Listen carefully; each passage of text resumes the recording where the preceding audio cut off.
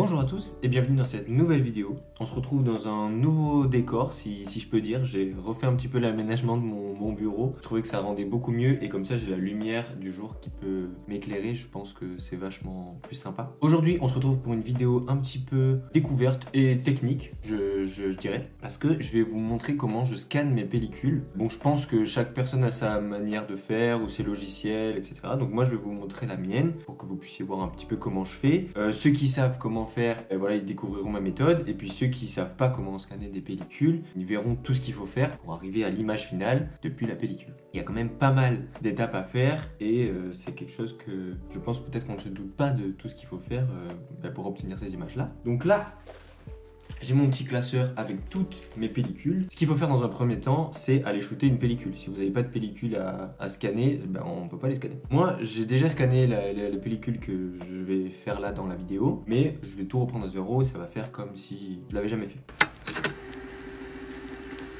Donc pourquoi moi j'ai décidé de scanner moi-même mes pellicules depuis chez moi, dans lequel j'ai fait du coup l'investissement d'un scanner, c'est un Epson V600 que j'ai, parce que tout simplement déjà au début c'était pour une question de budget, parce que du coup le scan il faut payer beaucoup plus cher, développement plus scan, et que j'aime beaucoup le faire aussi depuis la maison, et du coup gérer mes propres réglages pour avoir l'image que je veux réellement au final, sans payer des sommes astronomiques, et du coup je l'ai déjà rentabilisé par rapport à la qualité dans laquelle je scanne mes images. Donc vous avez votre pellicule qui est déjà donc coupée et mise dans la pochette plastique. Donc ça, moi je fais développer dans un laboratoire photo. Mais depuis que j'ai déménagé à Nice, il n'y a pas beaucoup de laboratoires photo, enfin en tout cas j'en connais pas, qui font de la très bonne qualité. Donc j'ai acheté le matériel pour développer moi-même à la maison et je vais m'y remettre à développer. Et une fois que j'aurai repris un petit peu le coup de main et tout, je ferai une belle vidéo qui montrera mon processus pour développer mes pellicules. Moi, je sais, enfin, si vous savez ou si vous savez pas, je photographie majoritairement, voire quasiment que de la couleur. Donc ça sera du développement de couleur. Et là, du coup, c'est des photos de couleur. C'est des photos qui proviennent d'une vidéo que vous avez déjà vue. C'était dans le road trip photographique avec mon RB67 où j'étais à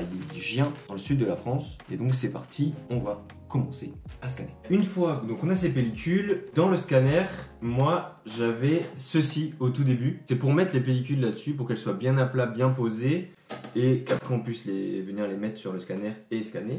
Mais j'en ai racheté un parce que je fais beaucoup de 120 mm et du coup j'en voulais un assez gros pour pouvoir mettre mes pellicules en grand. Donc qu'est-ce qu'on fait? On le branche bien évidemment.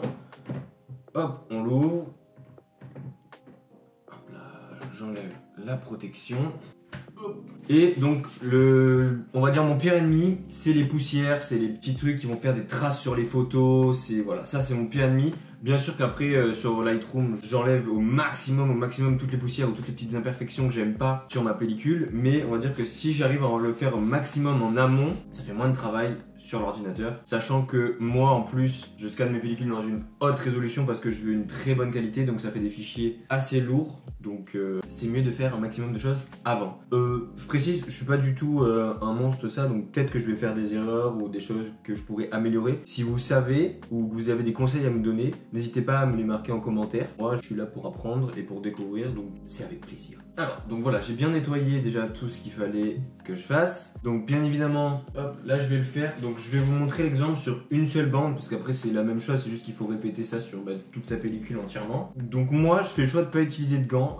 Peut-être il y a des gens qui utilisent des gants. Moi j'arrive pas, j'ai du mal à obtenir mes pellicules. C'est peut-être pas pro, j'en sais rien, c'est pas grave. Je fais juste méga attention et j'essaie de faire les choses au mieux. Donc là le scanner, il va scanner par ici. Donc là aussi un petit coup de nettoyage pour que les vitres soient nickel chrome. En plus moi je suis hyper maniaque, donc ça tombe bien on va dire. Hop, ça on peut le mettre sur la position B sur le B qui se trouve juste ici. C'est pas très compliqué. Hop, toujours repasser des petits coups. On peut ouvrir, ça c'est juste un cache, hein, c'est un petit clap-clap. Ensuite, donc on va refaire cette pellicule là, que je trouve que ces trois images, je les trouve incroyables. Donc la petite pipette pour envoyer de l'air pour enlever un maximum de petits poils, de petites merdes, même si on n'enlèvera pas tout, mais enlever le maximum, je trouve que c'est le mieux, donc toujours faire un petit peu. Voilà. Ensuite, on cale l'image tout doucement dans les petites encoches. Donc il y a deux petites encoches de chaque côté, on les cale tout doucement, on referme. Je repasse un petit coup de chip sheet. Voilà. Et ensuite, la préparation en tout cas sur le scanner est terminée. Je vais refermer et je vous retrouve directement sur l'ordinateur parce qu'après tout va se passer sur l'ordi. Donc on est tout bon pour ce qui est de la manip avec le scanner.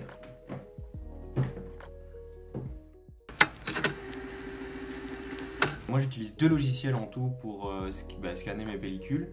Et on va commencer par le logiciel Epson Scan 2 qui est avec moi mon scanner qui est de la marque Epson, mais je pense qu'il y a d'autres logiciels en fonction des scanners. Après vous pouvez utiliser celui-là aussi. Donc hop, je vais le lancer. Donc voilà, la fenêtre s'ouvre sur ce petit onglet comme ça. Donc moi j'ai mis mode photo, ils m'ont bien détecté mon scanner. Paramètres principaux, transparence. Ensuite film positif couleur, on va transformer le positif en négatif par la suite. 48 bits de couleur, donc c'est le maximum. Je mets une résolution assez élevée, 3200, et une qualité de numérisation élevée parce que je veux vraiment une qualité d'image très très bonne. Et je sais pas si c'est ça la meilleure solution à faire pour avoir une très bonne qualité. Mais c'est pas grave, moi je le fais quand même. Et donc voilà mes réglages en tout cas sur les paramètres principaux. Netteté, normalement je mets moyen ici. Après ça va dépendre en fonction des images, en fonction de la qualité du développement et de la photo. Donc là je vais essayer avec moyen, on va voir ce que ça donne. Ensuite, donc format, moi je mets TIFF. Donc TIFF c'est un peu le format RAW, le format brut où il va y avoir le plus de données dans l'image. Donc vous allez pouvoir la retravailler donc plus en profondeur par la suite si vous le voulez. Si vous voulez pas forcément la retravailler sur Lightroom ou quelconque logiciel, vous pouvez le faire directement en JPEG. Comme ça ce sera plus léger et vous aurez directement votre image et ce sera plus rapide pour vous. Ensuite donc nom de fichier, vous mettez ce que vous voulez. Donc dossier, là c'est là où va s'envoyer le scan. Donc moi je le mets là, j'avais créé un dossier exprès. Donc moi je mets toujours fichier scan et fichier final pour les images terminées. Et là c'est scan ou RAW si c'est du numérique. Hop, sélectionné. Et ensuite, on lance l'aperçu. Toutes ces étapes, aperçu, numérisation, c'est assez long, surtout que moi je mets une grosse résolution, donc c'est lourd. Donc le mieux c'est tranquille de se poser. Moi je regarde une série en même temps, un film. Là je vais commencer 1899 sur Netflix par les mecs qui ont fait Dark. Je pense qu'elle a l'air vraiment bien, donc on va voir. Donc voilà ce que ça donne.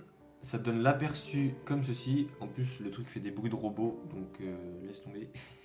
Moi, je trouve ça super stylé. Donc voilà mes 3 images. Donc ce que je fais, c'est que je sélectionne. Donc là, c'est tout simple. Il y a la flèche qui est automatiquement mise. Je sélectionne chaque image. Donc je fais voilà. Tac. Hop là. Et la dernière. Hop. Ensuite, je les sélectionne les 3 comme ça. Comme ça, je peux directement lancer la numérisation avec les 3 photos plutôt que de faire une image, sélectionner, la lancer. Une autre image, sélectionner, la lancer. C'est beaucoup plus rapide comme ça. C'est aussi beaucoup plus rapide pour les 35 mm. Comme il y a 36 photos, ça fait encore plus. Et vu que ça prend vraiment beaucoup de temps à faire ça, des fois, pendant toute une nuit, une après-midi ou toute une journée, je dois scanner mes photos. Mais c'est pas grave, parce qu'à la fin, on a vraiment des images incroyables. Donc c'est bon, j'ai tout mis dans le bon dossier et tout. On lance la numérisation. Et là, on se tourne les pouces, clairement, pendant quelques minutes.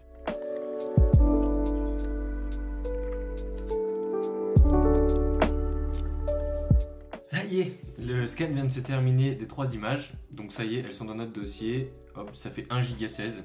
Je vous ai dit que c'était très très lourd. Donc on peut Epson Scan 2, donc ça on en a fini avec lui. Hop, donc on se rend sur Lightroom directement. Et là on va utiliser le deuxième logiciel qui s'appelle Negative Lab Pro, qui va nous permettre du coup de passer. On importe les 3 images directement. Donc tout est long là, du coup, vu que c'est des images quand même assez lourdes, tout reste quand même vachement long, mais voilà, c'est quelque chose qui est assez... On prend patience, on est tranquille, et hop, ça y est, l'ordi commence à chauffer, on est bon. Donc là, ce que je fais du coup, c'est que je mets toutes les images dans le bon sens, clairement, hop, hop, donc je vais vous montrer sur qu'une seule image, parce que c'est la même chose après sur toutes. Donc là ce que je fais, c'est qu'arrivé ici, donc je recadre tout, je commence à zoomer pour voir un petit peu, voilà, tout ça là, toutes ces petites imperfections là, faut tout que j'enlève, enfin moi j'enlève tout, je veux une image parfaite, donc c'est ça qui est très très long, très minutieux, donc vraiment voilà, toutes ces choses là, il faut tout enlever, donc c'est parti.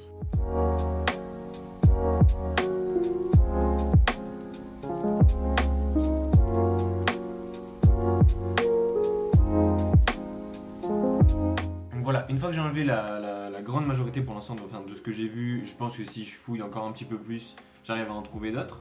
Ce que je fais, c'est que je prends la pipette de balance des blancs et hop, je la mets directement là-dessus. Comme ça me fait la balance des blancs parfaite. Là, donc je redresse mon image Et ensuite, je me rends sur le logiciel qui est directement implanté sur Lightroom, mais ça s'appelle Negative Lab Pro 2. C'est un logiciel payant que je trouve fait un travail fantastique, donc du coup j'ai investi dedans. Donc je vais dans Fichier, Module Extra, Negative Lab Pro, je l'ai déjà installé là-dessus. Je me retrouve ici, donc c'est une source TIFF-Scan, je mets tout basique, voilà, directement. Hop, et là je mets Convert Negative, j'attends et ça va me faire le rendu.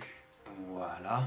Impeccable. Alors il y a une chose que j'ai pas faite, mais là du coup on peut retravailler directement. Voilà, la température si on veut que ce soit un petit peu plus chaud, la teinte directement. On peut travailler les hautes couleurs si on veut un petit peu plus dégager les ombres, un peu mettre un petit peu plus de blanc. On pourra aussi le faire après par la suite, ça bien évidemment, hein. Mais là on peut le faire directement là-dessus, et c'est pour ça que je trouve aussi trop bien ce logiciel, c'est qu'on peut directement aussi travailler dessus. Donc là, admettons, on est pas mal. Voilà, l'image est plutôt belle. Ce que j'ai pas fait, c'est qu'en fait, quand je scanne, des fois, ça me met...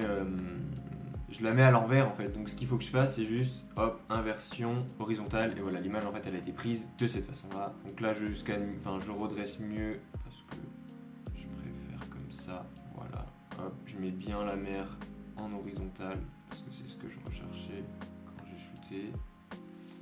Voilà, voilà, on est pas mal. C'est d'une bonne qualité. Ce que je fais, c'est que je rajoute toujours un peu de netteté qui se trouve juste ici. Mais elle est où? Ah oui. Voilà.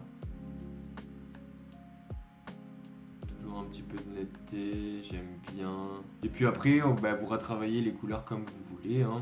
Ça, c'est libre à vous, hein, comme bon vous semble, hein, de faire un petit peu comme vous voulez. Si vous voulez que ce soit vraiment plus chaud ou pas. Donc voilà, et puis après vous avez votre image, vous pouvez mettre vos presets si vous voulez, et puis vous exportez. Et voilà, vous avez scanné votre photo. Et il faut faire exactement la même manip à chaque fois, sur toute la pellicule et sur toutes les images. Donc voilà, la vidéo est terminée. J'espère que cette petite découverte, ce petit tuto entre guillemets vous a plu. Moi j'ai bien aimé le faire, j'ai bien aimé tourner cette vidéo. Je vous remercie sur la chaîne YouTube parce qu'on a passé la barre des 500 abonnés, qui est vraiment super cool. Je suis trop content, donc je vais continuer à fond de faire des vidéos différentes, voilà, à l'argentique, peut-être des tutos un petit peu comme ça quand j'ai des choses à vous présenter. Vraiment, ça me motive de fou de voir que ça plaît et que mon travail et ma vision un peu de la photographie plaît, qu'il y a des gens qui se reconnaissent dans ce que je pense et dans ce que je fais. Donc ça me fait super plaisir. Merci d'avoir regardé jusqu'ici. Je vous dis à très vite pour une nouvelle vidéo. Ciao!